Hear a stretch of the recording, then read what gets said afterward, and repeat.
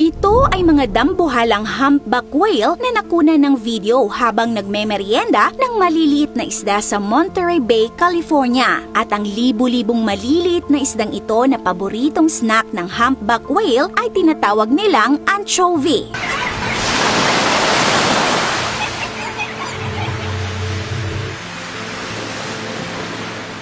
Nakakamangha namang pagmasdan ang pagtalon ng humpback whale. Ang behavior na ito ay tinatawag nilang breaching. At nagulat ang mga turista nung bigla nilang nag-breach o tumalon sa kanilang harapan ang napakalaking balyenang ito.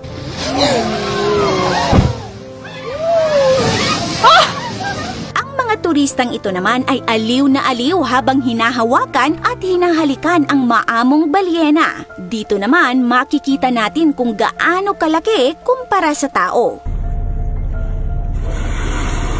Merong more than 80 different species ng balyena sa mundo at sila ay nabibilang sa pamilya ng cetaceans, kung saan nabibilang rin ang mga dolphins, porpoises at ang sikat na killer whale.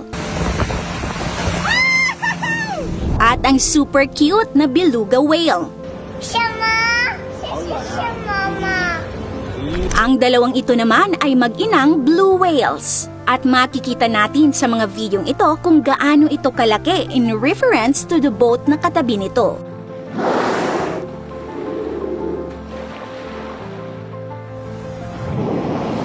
At alam nyo ba, ayon sa National Geographic, ang blue whale daw ang pinakamalaking hayop na naitala sa kasaysayan ng ating planeta. Mas mabigat at mas malaki pa ito sa pinakamalaking dinosaur na nabuhay noon. Ang pinakamahabang blue whale na naitala sa Guinness World Records ay umabot sa 110 feet. Mas mahaba pa ito sa standard NBA basketball court. At ang pinakamabigat na na-record ay umabot sa 190,000 kilograms. Dila pa lang daw nito ay kasing bigat na ng isang elepante. Sa laki nito ay aakalain mo itong isang nuclear submarine.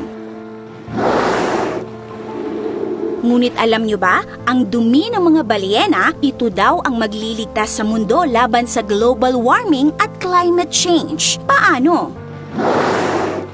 Well, ganito kasi, ang dumi ng mga balyena ay naglalaman ng maraming nutrients at isa na dito ang mineral na iron. At ang iron ay isa sa mga essential na pagkain ng microscopic algae na phytoplankton. Ang mga phytoplankton ay para ding mga puno. Nag-a-absorb sila ng maraming dissolved carbon dioxide at nagre-release din sila ng oxygen. In fact, ayon sa National Geographic, 50% ng oxygen na napuproduce sa ating planeta ay galing sa dagat, galing sa phytoplankton photosynthesis. Amazing, di ba? Ang excess amount ng carbon dioxide ay isa sa mga dahilan ng global warming. So kung mas maraming balyena, mas marami ang kanilang dumi. Mas dadami ang mga phytoplankton sa karagatan at mas maraming carbon dioxide ang maa-absorb nila na siyang makakatulong sa problema natin sa global warming at climate change. Dagdag pa dyan, ang katawan mismo ng mga balyena ay nagtatrap din ng maraming carbon dioxide at kapag namatay sila at lumubog ay dadalhin nila ang carbon sa ilalim ng karagatan. Narito naman ang nutrient cycle ng mga balyena at phytoplankton. Ang mga phytoplankton ay nagiging pagkain ng maliliit na hayop sa dagat gaya ng krill. At ang mga krill naman ay isang pangunahing pagkain ng iba't ibang hayop sa dagat, kasama na dito ang mga balyena. Sumisisid ang mga balyena sa ilalim ng dagat upang mag-hunt ng krill at inilalabas nila ang kanilang dumi na puno ng sustansya at